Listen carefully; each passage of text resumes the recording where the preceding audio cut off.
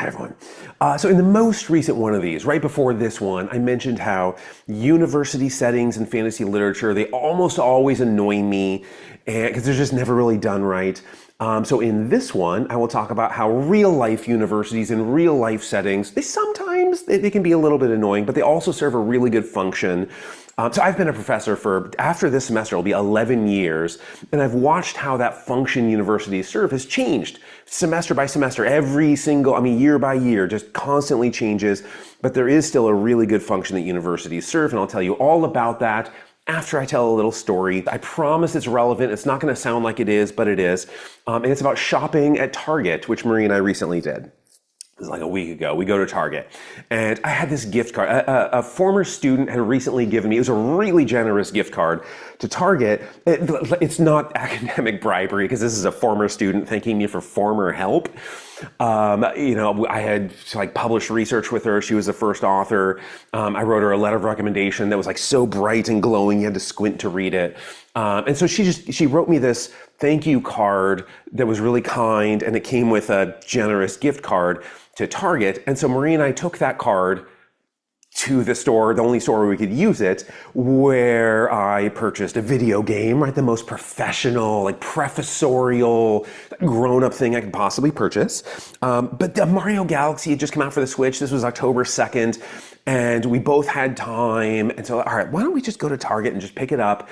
And so we did, and to minimize the amount of time we had to spend in the store, we hustled straight to the back where the electronics section always is, and there was nobody there.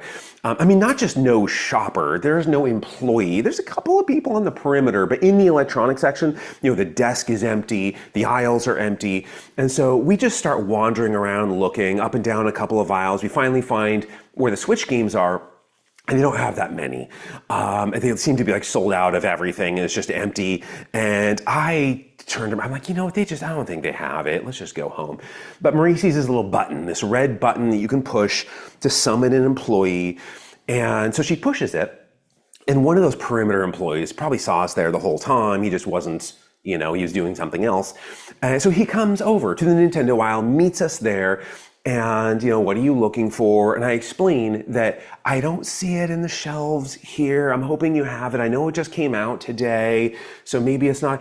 But Mario Galaxy 1 and 2 for the Switch. And so I'm saying this little speech I'm kind of unprepared for because I didn't realize Marie had pushed the button. I wasn't ready to be sociable. But when I finished explaining what we need, he's like, actually, we do have that. It's just behind the desk. So follow me to the desk. At this point, another shopper had approached the desk and was standing there as if first in line behind the desk. But we walk over there as a trio, right? The employee, Marie, and me, we walk over there.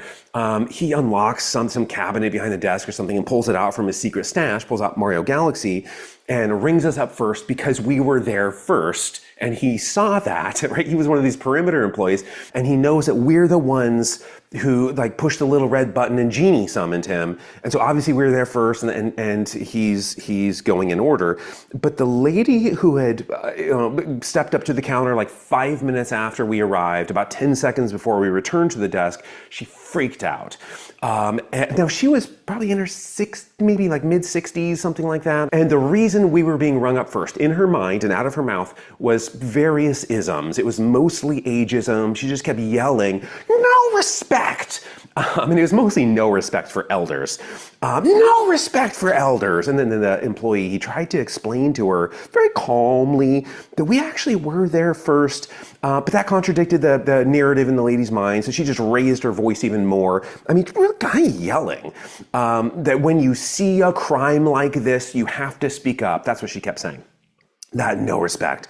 And so we all just ignored her. It's while I finished buying the game, but she was just getting louder and louder, shouting about isms, and you have to speak up. No respect. But at this point, the employee, he hands me the bag with the game in it. And so I take it kind of quickly, and I thank you. And Marie and I turn, and we're leaving this, we're walking away. maybe we're 10 feet away at this point when I hear the lady say, "Here's the problem with our world today." I don't know if she was pointing. I also don't know who she was addressing. It could have been the employee. Maybe she was addressing our backs. I don't know, because we didn't turn around. We just kept hustling out of the store faster than when we came in, just to escape. But imagine if I did turn around. Imagine if I turned around and I said, "I'm sorry, but like with all due respect," I think a bigger problem with the world, not the singular problem, but a relatively larger problem with the world today, is the widespread failure to recognize, to acknowledge our own ignorance. Because ignorance so often begets belligerence, and belligerence just doesn't enhance community well-being, as evidenced by the present circumstances. That lesson would not have been well received. And that brings us to today's topic, which is what universities do really well. And it's not obvious. There are no cliches about, and there are cliches about what universities do, what professors do. I mean, I've heard so many faculty members say, they think they're thoughtful when they say this, but like, I don't teach students what to think. I teach them how to think. Okay, that's a good goal. That's reasonable. But if you probe them further, like, I don't know, explain to me what you mean by how to think. All you get is cliches every single time, about praising the trustworthiness of information, verifying sources, maybe it's a definition of a logical fallacy or two. These are all just facts. And you can access facts anywhere you are on YouTube for free. So why would anyone pay for college? Why would anyone pay tuition if the whole purpose is imparting facts? I mean, storing a huge amount of facts in your head, unless you're going on Jeopardy, if it's a game show or something, sure, that's helpful. But otherwise, it's just not valuable to store huge amounts of information. It's like food. Like, why would anyone store 1,000 pounds of food, of just calories in you, like in your all over, in like your guts and whatever? Because wherever you go, food is there. It's abundant. It's on shelves. It's in fridges. It's all over the place, and you can ingest every single calorie you need whenever you need it. The same is true with air. Like, we need so much oxygen to survive. Like, go the next couple of minutes with no oxygen and you're in a world of problems, and yet we don't store massive bags of air on us, because you can breathe in as much as you need whenever you need it, get all the oxygen you want, and the same is true with information. It's in the cloud, or it's all over the place, and it's so accessible. And so like factual obesity, totally unnecessary. Fact accumulation of this kind, that's non-academic education, because you can just read Wikipedia. You can watch a podcast and get tons of facts. And what that stuff doesn't teach you is limitations. It doesn't tell you what you don't know. And that is what colleges do so well. It teaches us our own limitations. If it's functioning right, if a college is serving its purpose, functioning correctly, it tramples conceit, and then it replaces that with a sense of wonder, with a sense of responsibility, community, and moral responsibility, with a sense of proportion about our own station in life and our capacities. And from that stuff, we derive empathy. And we can avoid like awkward outbursts of temperament at the local target. But the point is, encountering interesting facts online, or we're not laboring over the fundamentals, but just picking up interesting tidbits to deploy at dinner and feel smart. That's an illusion of education. Facts like that don't make us wise. Wisdom comes from failure. And college is one of the best places in the world to fail productively. And I'll end with that. I could do like a week-long filibuster on the topic, but this feels like a good place to end. I'll do all that, during the semester. And except to say that in my novel series, my fantasy book series, The Crown and the Cage God, I have a university setting where the characters often find themselves.